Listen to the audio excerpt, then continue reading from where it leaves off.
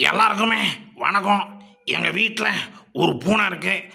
அதை எப்போவுமே நான் என் பொண்டாட்டிக்கிட்ட அடி வாங்கி எப்படி டிப்ரெஷனாக இருக்கும், அதுவும் அதே மாதிரி டிப்ரெஷனாக இருக்கும். அது டிப்ரெஷன் ஆகி கத்துனா எப்படி இருக்கும் பார்க்கலாமா?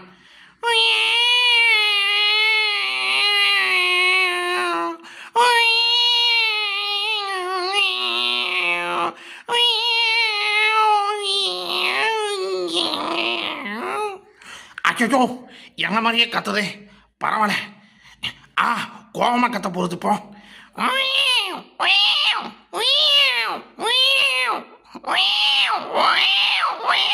அச்சோ, என்னது கோவமாக கத்துனா கடிச்சு கொதற மாதிரியே கத்துதே. சரி சரி, இந்த இடத்த விட்டு போயிடுறேன். அச்சோ, நீ கத்துன ஒரு போதும். ஏதாவது புதுசாக ஒரு பெர்ஃபார்மன்ஸ் பண்ணு.